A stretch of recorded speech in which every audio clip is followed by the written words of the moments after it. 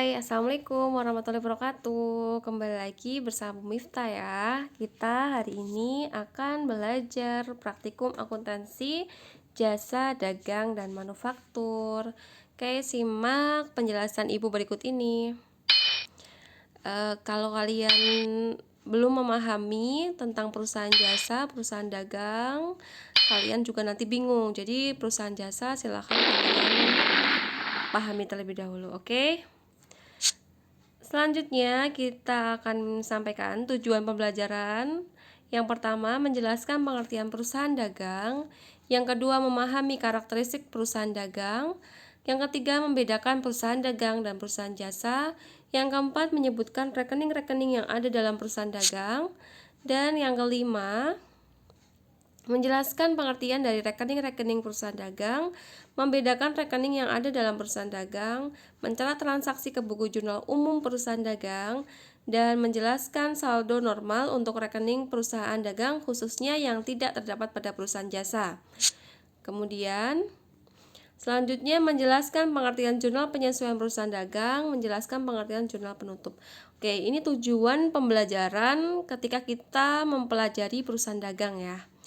Oke, kita langsung masuk ke definisi perusahaan dagang. Perusahaan yang membeli barang, ya ini yang garis bawahi membeli. Oke, membeli barang untuk tujuan menjualnya kembali tanpa mengubah bentuk atau sifat barang secara berarti. Oke, dari pengertian ini bisa dipahami belum? Oke, ini ternyata perusahaan definisinya itu dari Pak Wibowo. Siapa itu Bowo? Bowo apa kabar ya? Ya, Bowo si Bowo. Karakteristik perusahaan dagang. Pertama, memperoleh laba. Ya, karakteristik memperoleh laba, pasti memperoleh laba dengan menjual barang, pastikan yang dilukan oleh para pedagang adalah dia memperoleh laba. Kalau dia rugi, yaitu resiko. Yang selanjutnya, membeli barang tujuannya untuk menjual kembali tanpa merubah bentuk. Nah, nanti akan Ibu contohkan ya. Yang ketiga, barang dagang berupa barang konsumsi. Barang konsumsi berarti barang yang biasanya dipakai sehari-hari atau barang produksi dari bahan dan bahan baku untuk produksi. Oke, selanjutnya karakteristik perusahaan. Kegiatan perusahaan ini terutama adalah membeli, menjual barang berwujud fisik, ya, ada wujudnya.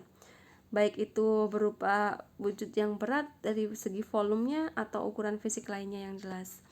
Adanya barang dagangan yang menimbulkan pos beban operasi disebut harga pokok penjualan, dan biasanya beban ini merupakan porsi yang cukup besar dibandingkan seluruh beban yang terjadi. Oke, perbedaan perusahaan jasa dan dagang nanti akan kelihatan ada di kata-kata HPP, harga pokok penjualan.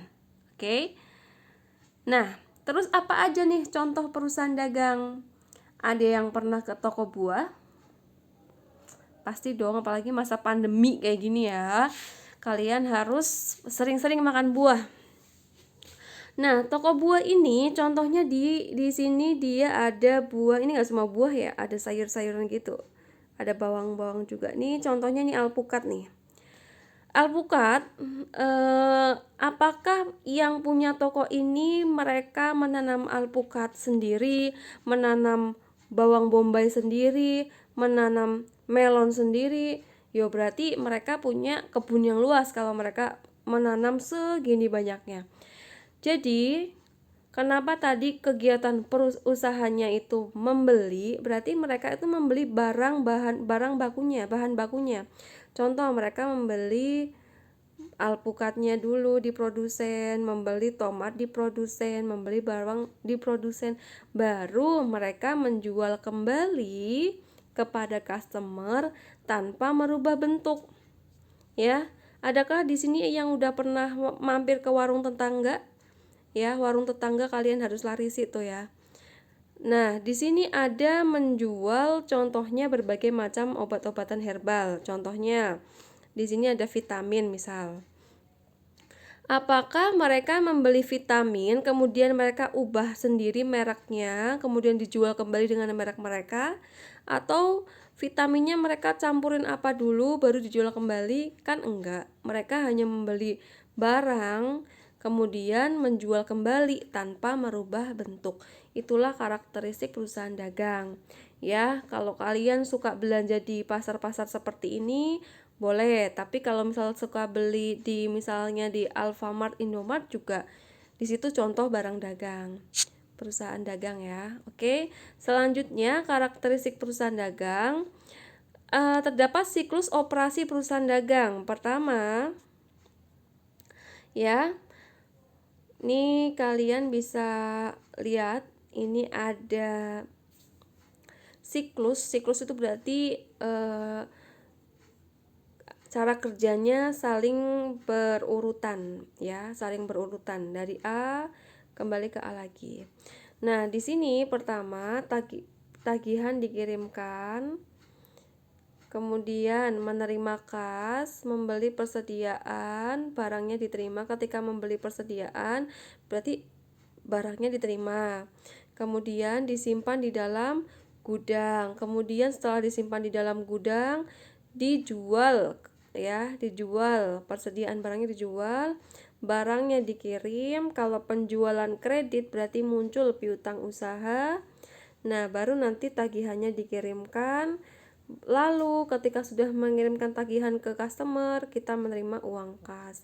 Nah, jadi dari sini nih, ini langkah nomor 1 pembelian. Nah, sampai yang terakhir di sini. Oke. Yang selanjutnya, perbedaan perusahaan dagang dan perusahaan jasa. Oke, di perusahaan dagang dan perusahaan jasa pasti ini gampang banget ya. Kalau perusahaan dagang wujudnya fisik, ada wujudnya. Kalau jasa itu nggak ada wujudnya. Kalian jual salon, emang apa sih yang dijual? Kalian jual salon.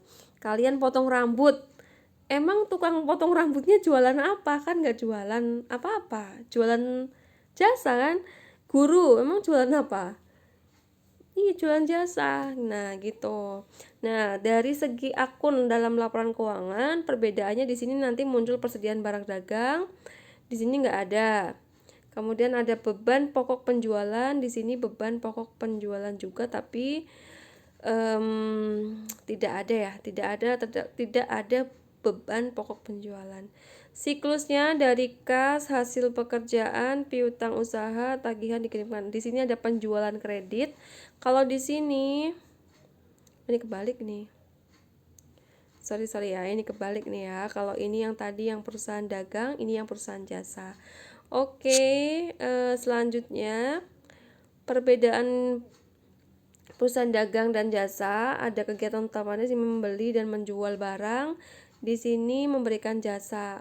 Di sini ada persediaan barang jadi, di sini nggak ada. Harga pokok barangnya relatif mudah karena kita udah tahu harganya berapa. Kalau di sini lumayan sulit.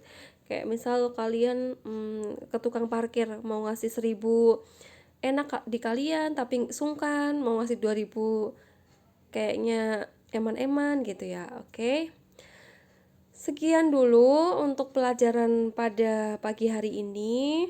Ya, silakan buka e-learningnya, lihat tugasnya. Silakan dikerjakan. Wassalamualaikum warahmatullahi wabarakatuh.